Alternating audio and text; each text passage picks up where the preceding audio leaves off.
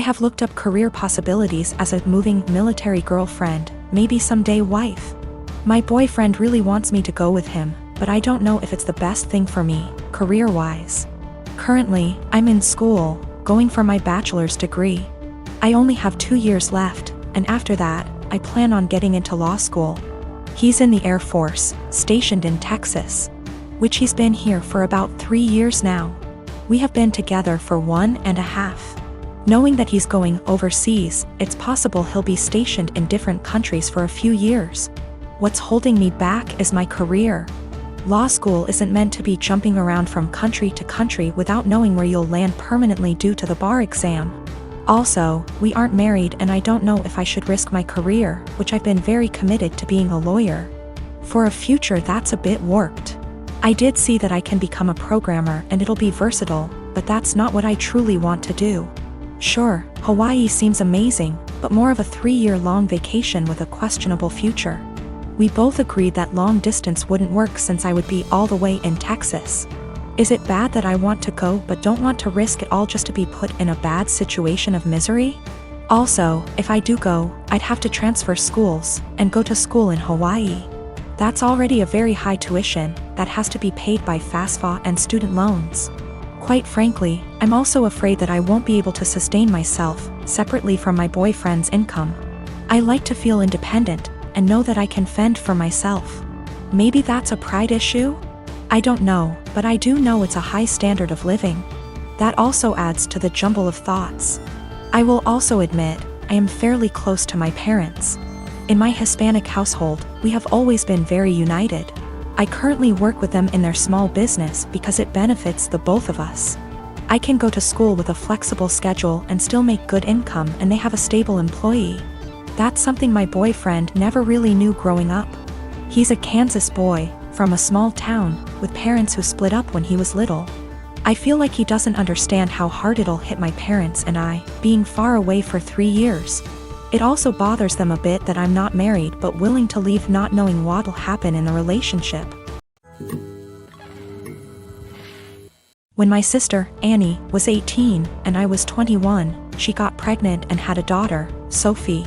She developed what we believe was postpartum depression, but was never diagnosed as she refused therapy. When Annie's school started up again, our mother took on all childcare of Sophie. As Mum took on more childcare, Annie seemed more like her old self, happy, outgoing, generally mentally healthy. Then within 6 months of Sophie's birth, Annie got pregnant again with another girl, Laura, and the cycle of PPD symptoms. Mum taking over, and Annie's mood improving repeated. When Laura was 2 and Sophie was 3, Annie decided to move out of our parents' home, alone, and said she wanted our parents to adopt/raise her daughters. They said no. Annie said she couldn't take care of the girls as she had her own life and being a parent made her miserable. My husband and I already had 4 kids of our own, we'd bonded with the girls, and we had the resources for 2 more. So we offered to take them in, and Annie let us legally adopt them before moving about 8 hours away. It's been about 5 years, and the kids are doing well. It was a rough start, but we're now a stable, loving, healthy family unit. Sophie and Laura are 7 and 8, and Annie has recently lost her job and had to move back in with our parents. Annie has now asked for custody of Sophie and Laura. I'm writing custody like that because it wouldn't be custody in the legal sense. As she willingly surrendered all legal rights to the girls and can't get them back, we checked with a lawyer. However, Annie wants the girls to live with her. Initially she said she wanted them full-time and to legally adopt them back from us, which we obviously refused. Then she offered a compromise of alternate weeks, so 50/50 custody. Again, we refused. Given her insistence, we don't even want her around Sophie and Laura. So we've not been going by my parents' house as we typically do. It's been a month of constant badgering, insisting we let Annie bond with her daughters and allow her to at the very least take them for overnight visits, saying that Annie had PPD 5 years ago. And now she's ready to be a parent. I've responded that we are not babysitters, we are Sophie and Laura's parents. They're in a good place and this will be detrimental to all 6 kids. And Annie doesn't get to step in now when she never stepped up in the first place. The response from my parents and Annie is that I'm being unsympathetic to her PPD and I should let her at least have a chance, rather than deem her unfit without giving her a chance to prove herself. Plus, given that we already have 4 kids other than them, Sophie and Laura could probably do with a smaller household, and saying we're being unreasonable for not allowing Annie to bond with her kids. A couple years ago, a close friend, Ashley, started a long-distance relationship with a guy, Chris. He has been really good to her, and after meeting in person a few times, they decided to move in together. I was super happy for her as she had a few bad relationships over the years and it was nice to see her in a healthy one. That joy faded the last couple months before she moved a few states over to be with him. The issue isn't her moving, but that she repeatedly joked about having a baby from Chris. At first, I accepted it as jokes, but over time I realized Ashley was serious. For context, Ashley has 2 children from a previous relationship, ages 10 and 12. Chris absolutely doesn't want kids. He told her this at the start, and any time she hinted possibly wanting more, he shot it down, saying it was a deal breaker. Now, Chris is more than willing to accept her children as her own, because he loves her, and after meeting her kids, them as well. He's accepted that they are a package deal with her, and since they are at an age where they are semi-independent, it's not an issue for him. To me, Chris is a real bro for taking on her kids without issue. Hearing Ashley say she wants a baby out of him, one way or another, bothered me to no end. It's hard enough to find a partner that treats you well and accepts children that aren't their own. To find one that does and then talk about plotting to force a baby seems gross and manipulative. Before her move, I had sat down with Ashley, trying to talk sense into her. At first she resisted, but finally it seemed she understood how shitty it would be. After I felt like she had understood, I put the issue behind me and helped support her through the hassle of moving. A few days after she left, I got a call from a mutual friend who delves into the Wiccan / metaphysical realm. She was distraught and confessed to me that shortly before Ashley's move, Ashley had come to her asking for a fertility spell. This friend didn't feel comfortable about it and refused. When pushed, she said she cast a spell for a healthy and honest relationship, but told Ashley it was for fertility. As you can imagine, I was livid. I messaged Ashley, confronting her about what I learned, and she laughed it off as she was desperate, but magic is fake anyway. So what's the harm? She then let it slip that since Chris was planning on getting a vasectomy in a few months, she had poked holes in their condoms as a last-ditch effort. At that point, I couldn't stay silent. I gathered up screenshots of all the conversations over the last few months and sent them to Chris. He understandably freaked out and kicked her out. Now, Ashley hates me because she was kicked out after a huge move and didn't have a job or money to make it back. She said I'm a terrible person for putting her and her kids out on the street. My mother is disabled due to a neurological disease. She was diagnosed in her late 30s, and I remember that she was sick and needed help. I used to really look up to her as a supermom who could overcome any obstacle. That was until my father died. My father died over 10 years ago when I was still in high school. At that time my brother and I lived with my parents. I got a job when I was in high school after he left, cleaning the house, mowing the grass, buying food with money from work, paying bills when I could, the minimum wage is low, and cooking dinner for my mom and myself almost every night. My brother was rarely at home, except to sleep or because he needed money. Over the years, my brother has been in and out of prison dozens and dozens of times for everything from drunk driving to drug possession to stealing from our mother to assault. He is currently incarcerated. No one mentions him or expects anything of him, except my mother who, in violation of a court order for her own protection that she herself asked for, sends him money and speaks to him weekly as well as sends letters. Back to my father's death, a 7-month bout with illness. Almost 2 years after my father's death, I graduated from high school and went to college out of state. I sent money to my mom when I was in college, and I distinctly remember, for example, using my scholarship I got in December to buy Christmas presents for my mom and brother, because I knew they wouldn't have anything if I won't buy. No one reciprocated, but I did not expect this. To be honest, I didn't care either until it became the norm over the next decade. That very Christmas, I was barely 18 years old. And I was collecting pennies to buy a cheap refrigerator after I returned home for the winter holidays with gifts. Only to realize that there was no food in the house. My brother, in a drug-fueled rage, tore down the Christmas tree I had bought and decorated and threatened to kill himself if I didn't give him the money because no one loved him, and that would prove that I cared. It is important to note that even during this time, my mother continued to let my brother, who became a criminal, back to the house. I'll try to skip my college and graduate years. But suffice it to say that I met my current husband and spent less and less time at home. When I was at home or when my husband and I were visiting, it was like this: clean my mom's house, buy mom food, cook for mom, take care of my mom. I was and remain very firm with my mother that I would not let my brother in my life as he threatened to kill me over the prescription cough syrup, threw me down the stairs and broke down the door to get to me, and some of the money I had at the time. I have no doubt that he will try to harm my child, my husband or me in order to get what he wants. He told me he would find me and he would teach me a lesson for his perception that I wronged him for not giving him money. And I have zero contact with him. I have blocked all numbers that have anything to do with him, including friends he calls from outside the prison. P.S. My mother let him take my number from her phone. I told my mom for years that I didn't want to have my brother in my life until he stopped using drugs for at least 1 year. To date, he is unable to do so. He stole tens of thousands of dollars from her. She always says she won't let him back into her house, but she eventually forgives him and the cycle repeats. The next year, when he was released again, she told me in no uncertain terms that he would not live with her, but admits that she keeps in touch, sends him money, and thinks it is the devil in him that makes him addicted. He will return. I offered to help my mom move closer to me since I live in many states.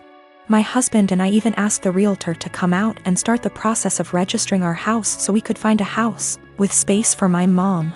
My only stipulation was that she not drag my brother into my son's life. She categorically refused. She also refused to go to nursing homes, despite the fact that I went to her of my own free will and received excellent recommendations from her doctors. Now that she had surgery this week, my family is out of the slums. To be honest, I'm outraged by this. I had people who couldn't even send me a mutual Christmas card and told me that I was neglecting my mother, refusing to take time off from work and go to her place to take care of her. They don't care that I don't have days off and that I will most likely lose my job. One even stated that I wouldn't put groceries on my desk. I wouldn't work for such an employer. It's easy to say those words, but say it to my hungry baby. They said, "Who do you think took care of you as a baby?" And frankly, it hurts me. Sometimes you have to learn how to deal with life. You can't just ignore it because getting on with life means losing your job. Walking away from my toddler in his growing up years and taking care of my mother, I guess? You can probably tell at this point that I'm fed up. I am in a stalemate when literally the only surviving family members tell me to quit my job, my family, my young child to take care of my mom and help her. They also refuse to give a timeline, saying it will be as long as she needs it. I am expected to take care of her 24 hours a day, 7 days a week, no questions asked. I also feel strongly that they resent my mother for asking them to do me a service. Even though I have explained many times that I offered her to stay with us and have the operation here, at no cost to her, mind you. And she refused. In response, they tell me that she has the right to be close to her friends. I also tried to explain that by bowing to her at every call. They give her an opportunity, but they don't want to hear it. They don't seem to hear me when I try to explain that. For example, helping her get out of the physical therapy room a week and a half before her doctor's recommendation gives her an opportunity, and ultimately hurts her independence. She is used to everyone doing everything for her. For example, during the last visit she was very upset that I did not take her to Walmart, because she had to go there almost before the baby went to bed. It was not emergency. She wanted to look around. My mother, in all this confusion, has taken the position that although she doesn't want me to lose my job, a good daughter should take care of her mother. Frankly, I am very hostile to this statement, because my mother did not call me on my birthday before my father died. I tried to build some kind of relationship with my son. I always try to chat with them or talk on the phone. And in the last 12 years I can count on the fingers of one hand how many times she called me just to tell me about me, or my son, or ask how we are doing. If she does call, there is always an ulterior motive, money for my brother or for her because she gave my brother everything. I'm on the edge. I can't work full-time, take care of my family, and expect to hear several times a week how bad a person I am for refusing to give up everything I've worked so hard to take care of mine. Mother. No matter what, I love my mom. My husband and his family saw it unfold and several people remarked, "Why are you even trying?" Meaning trying to schedule calls so she can talk / see my son. I invited her to my house earlier this month, scheduled plane tickets, airport assistance, etc. Just to watch her play on her phone or spend time playing with the dog instead of reading a book to my little one who just wanted her attention. Today, as if the last straw was needed, I called to check on her and she stated that she was going home against the doctor's orders because her dog needed her, because the dog was sick. First, he has a very minor skin condition that is almost 100% cured thanks to her friend giving him a prescribed ointment. Secondly, my little one got sick this week, meaning he didn't go to kindergarten for 3 days. And even after I told her about it, she never called to find out how he was. Just like she never called to check on him when he came down with the flu last year, or when he had a mysterious week and a half illness earlier this year that resulted in 4 doctor visits and a temperature of 104 degrees. I can't take it anymore. I am literally writing this as a last resort. My husband tells me not to talk to anyone, that's the whole family I have left except for one paternal aunt, because he sees me cry when hurtful comments and guilt come into play. He sees me trying to hide it from my child. But then I feel like I'm giving them what they want, right? Look at little Miss Potato, such a bad person and so inept at dealing with life, she just chose to ignore us all. But I can't defend myself all day in front of extended family members whom I've seen for over 10 years. And in some cases over 2 decades. Nothing I say will ever be good enough. I was told in no uncertain terms that I was a terrible person because I refused to leave my husband and young child and move across the county to take care of my mother. Postscript, I am not subject to the FMLA. My employer is not large enough and there is no comparable law in my state. I have 1 day of vacation left due to my son getting sick earlier this year. My husband gets almost 3 times as many days off, so took many more days to take care of him. In general, I do not want to lose my job or look for another one. It's a good job, it's just limited to a small company. She refused to move in with me, either my husband and I are building a mother-in-law, or we are moving to a bigger house. Any aid agency or nursing home.